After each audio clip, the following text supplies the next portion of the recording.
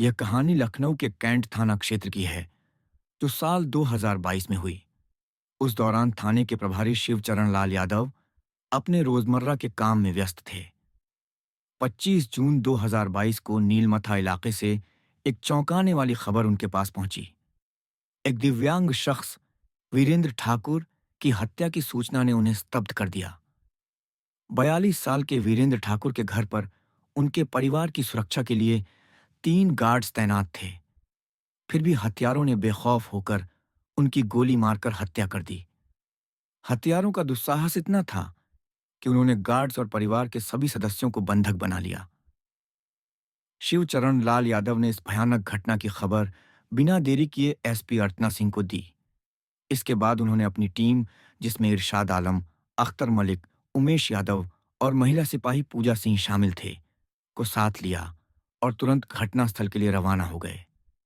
कुछ ही समय में एसपी अर्चना सिंह, डीसीपी प्राची सिंह और एडिशनल डीसीपी कासिम भी वहां पहुंच गए। पुलिस अधिकारियों की टीम ने घटनास्थल का गहन निरीक्षण किया और मामले की गंभीरता को देखते हुए तत्काल जांच शुरू करने का फैसला लिया। जांच के दौरान यह पता चला कि हमलावर पुलिस की वर्दी में थे और उनके चेहरे नकाब से ढके हुए थे। उनकी तैयारी से साफ था कि वे सुनियोजित तरीके से आए थे। घटनास्थल पर जांच में यह भी खुलासा हुआ कि अपराधियों ने घर में लगे सीसीटीवी कैमरों की डिजिटल वीडियो रिकॉर्डर, डीवीआर अपने साथ ले गए थे। यह कदम सबूतों को नष्ट करने की उनकी मंशा को दर्शाता था। हमलावरों की चालाकी और इस अपराध को अंजाम देने का तरीका इस बात का सबूत था कि यह कोई साधारण घटना नहीं, बल्कि एक सोची समझी साजिश थी। पुलिस अधिकारियों ने आपस में विचार विमर्श के बाद इस नृशंस हत्याकांड की गहराई से जांच करने का निर्णय लिया। उनका मानना था कि वीरेंद्र ठाकुर, जो एक दिव्यांग ठेकेदार थे, कि हत्या आपसी रंजिश का परिणाम हो सकती है। यह भी लग रहा था कि हमलावरों को वीरेंद्र की पूरी जानकारी थी और वे पूरी तैयारी के साथ आए थे। जांच को आगे बढ़ाने के लिए पुलिस ने आसपास के सीसीटीवी फुटेज की जांच और वीरेंद्र के निजी व व्यावसायिक जीवन से जुड़े विवादों की पड़ताल करने का फैसला किया। जांच के दौरान पुलिस का शक वीरेंद्र की पहली पत्नी प्रियंका पर गया, क्योंकि घटना के समय वह घर पर मौजूद नहीं थी। वहीं बंधक बनाए गए लोगों में वीरेंद्र की दूसरी पत्नी खुशबू तारा और उनके 3 बच्चे शामिल थे। खुशबू तारा ने बताया कि दोपहर करीब 12:30 पर वह किचन में थी। तभी दरवाजे पर किसी ने दस्तक दी। उस समय हॉल में 3 गार्ड मौजूद थे। एक गार्ड ने दरवाजे की ओर बढ़कर पूछा, "कौन है?" बाहर से जवाब आया, "हम पुलिस हैं।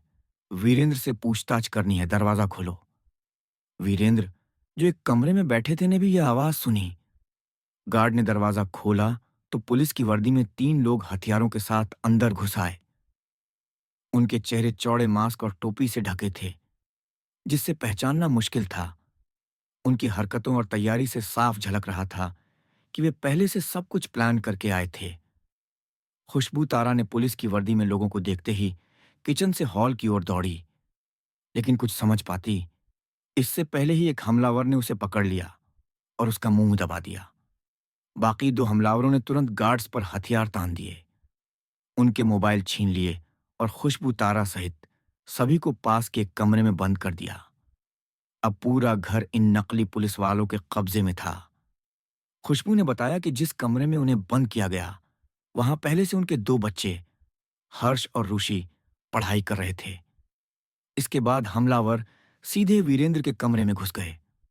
खुशबू के मुताबिक उनके तीनों गार्ड्स इन हथियारबंद हमलावरों के सामने बेबस हो गए। हथियारों की तैयारी और हथियारों के आगे गार्ड्स कुछ न कर सके। वीरेंद्र की हत्या की खबर सुनते ही उनके रिश्तेदार घटनास्थल पर पहुंचे। उससे पहले खुशबू तारा की शिकायत पर थाना प्रभारी शिवचरण लाल यादव ने प्राथमिकी दर्ज कर ली। गोलीकांड के बाद घर के 4 सीसीटीवी कैमरों के डीवीआर गायब थे, जिससे हमलावरों की पहचान और मुश्किल हो गई। पुलिस को एक अहम सुराग मिला कि हमले से पहले करीब 12 बजे वीरेंद्र के घर के बाहर गली में एक कार खड़ी दिखी थी। उस कार में 4 लोग सवार थे, जो गली में गए और थोड़ी देर बाद लौट आए। पुलिस ने अंदाजा लगाया कि इन्हीं लोगों ने वारदात को अंजाम दिया। पोस्टमार्टम रिपोर्ट से पता चला कि हमलावरों ने वीरेंद्र को करीब से 3 गोलियां मारी। 2 गोलियां उनके सिर में फंसी थीं, जबकि एक गोली सिर को भेदती हुई निकल गई। इससे पुलिस को यह यकीन हो गया कि हत्यारों ने सटीक निशाना लगाकर हत्या की थी। लखनऊ के पुलिस कमिश्नर डी. ठाकुर ने इस मामले को गंभीरता से लिया और गहन जांच के आदेश दिए। यह केस इसलिए भी संवेदनशील था क्योंकि इसमें बिहार का मोस्ट वांटेड अपराधी और रेलवे ठेकेदार वीरेंद्र ठाकुर उर्फ गोरख ठाकुर शामिल था। साथ ही एक गैंगस्टर का नाम भी उभर कर आया जो बिहार के पूर्व सांसद शहाबुद्दीन से जुड़ा था। जांच को आगे बढ़ाने के लिए लखनऊ पुलिस ने एसटीएफ और क्राइम ब्रांच की टीम को बिहार भेजा। शुरुआती जांच में पता चला कि वीरेंद्र ठाकुर को लोग गोरख ठाकुर के नाम से जानते थे। उनका मूल घर पश्चिमी चंपारण के बेतिया जिले के नरकटियागंज में था। लखनऊ आने से पहले वे पीडब्ल्यूडी की ठेकेदारी में सक्रिय थे। इस काम से उन्होंने खूब पैसा और नाम कमाया, मगर कई दुश्मन भी बना लिए। ये दुश्मनी इतनी बढ़ गई कि 2018 में उन्हें बिहार छोड़ना पड़ा। अपनी पत्नी प्रियंका ठाकुर और बच्चों के साथ वे लखनऊ में बस गए। कहा जाता है कि ठेकों से जुड़े विवादों ने उन्हें यह कदम उठाने पर मजबूर किया। लखनऊ में वीरेंद्र को बिहार के अपने पुराने जानकार इकरामुद्दीन का साथ मिला। इकरामुद्दीन की मदद से वे पीडब्ल्यूडी और सरकारी विभागों के ठेके लेने लगे। यहां उन्होंने अपना नाम वीरेंद्र ठाकुर रख लिया। इकरामुद्दीन की बेटी खुशबू तारा थी। प्रियंका के रहते हुए वीरेंद्र ने खुशबू से प्रेम संबंध बना लिए। इस रिश्ते की जानकारी इकरामुद्दीन को भी थी। चूंकि वीरेंद्र और इकरामुद्दीन का ठेकेदारी में सहयोग था, इसलिए इकरामुद्दीन ने अपनी बेटी के रिश्ते का खास विरोध नहीं किया। वीरेंद्र ने खुशबू से शादी कर ली, जिसके बाद प्रियंका और खुशबू एक ही घर में रहने लगीं। इससे दोनों के बीच अक्सर झगड़े होने लगे। प्रियंका अपने पति और उसकी संपत्ति पर दावा करती थी, वहीं बाहर से वीरेंद्र के दुश्मन उसे परेशान कर रहे थे। इसने घर और बाहर का माहौल तनावपूर्ण बना दिया। आरोपियों को पकड़ने के लिए एसटीएफ के एडीजी यश ने नरकटियागंज में डेरा डाला। जांच में खुलासा हुआ कि घटना से कुछ दिन पहले वीरेंद्र और खुशबू के बीच झगड़े के बाद प्रियंका अपने बच्चों के साथ बिहार मायके चली गई थी। ये जानकारी घटना के कुछ पहलुओं को समझने में मददगार साबित हुई। 27 जून 2022 को जांच टीम बिहार पहुंची और हत्यारों की तलाश शुरू की। कॉल डिटेल से मिली जानकारी को बिहार में मौजूद एसटीएफ के एडीजी को भेजा गया। इसके आधार पर लखनऊ पुलिस ने मंजर इकबाल, सरफराज अहमद, काशिफ और अली हसन को गिरफ्तार किया। ये सभी फिरदौस के संपर्क में थे। पकड़े गए 3 शूटर्स में मंजर इकबाल नोएडा में बीटेक का छात्र था और कुछ दिनों से सिवान में था। काशिफ कसान और सरफराज अहमद सगे भाई थे, जो अलीगढ़ मुस्लिम यूनिवर्सिटी में हाफिज की पढ़ाई कर रहे थे। कोरोना के दौरान वे घर आए और गांव में किराने की दुकान चलाने लगे। पारिवारिक स्थिति खराब होने से वे पढ़ाई पर नहीं लौट सके। पुलिस को भरोसा था कि इन्होंने फिरदौस के कहने पर गोली चलाई थी। वीरेंद्र उर्फ गोरख ठाकुर की कहानी प्रियंका, फिरदौस और बिट्टू के साथ जटिल थी, जिसमें दोस्ती, प्यार, धोखा और दुश्मनी घुली थी। पूछताछ में खुलासा हुआ कि प्रियंका ने अपने पति की हत्या के लिए सुपारी दी थी। यह योजना उसकी निजी परेशानियों का नतीजा थी, जो एक बड़े हादसे में बदल गई। वीरेंद्र ठाकुर उर्फ गोरख ठाकुर पूर्वी चंपारण में मशहूर ठेकेदार थे। 2008 से वे पीडब्ल्यूडी के बड़े ठेके लेते थे। उनकी पहली पत्नी प्रियंका और बिट्टू जायसवाल भी नरकटियागंज के थे। वीरेंद्र ने मेहनत से नाम कमाया, मगर कई दुश्मन भी बनाए। एक दुश्मनी प्रियंका की शादी से जुड़ी थी। वीरेंद्र ने प्रियंका को धोखे से शादी के लिए राजी किया था। प्रियंका असल में कमलेश जायसवाल उर्फ बिट्टू से प्यार करती थी और दोनों घर से भागकर वीरेंद्र के पास पहुंचे थे। प्रियंका नरकटियागंज की रहने वाली थी और एस शर्मा पब्लिक स्कूल में पढ़ती थी।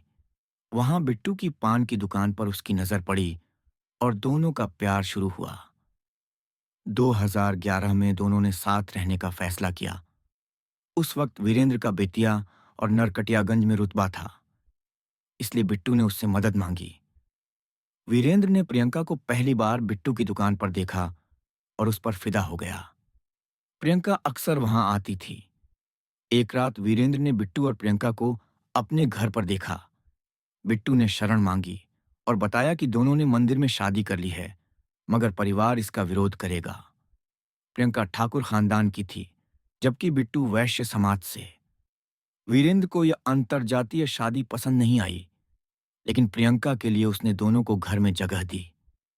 अगले दिन उसने बिट्टू को प्रियंका की सुरक्षा का भरोसा देकर घर से निकाल दिया। बिट्टू उसकी बात मान गया।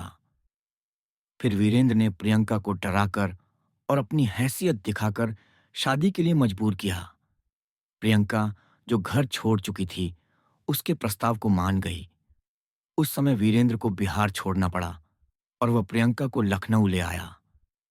बिट्टू को जब पता चला कि वीरेंद्र ने प्रियंका को हासिल कर लिया, तो उसने मन ही मन दुश्मनी ठान ली। बाद में प्रियंका को खुशबू तारा के रूप में सौतन का सामना करना पड़ा।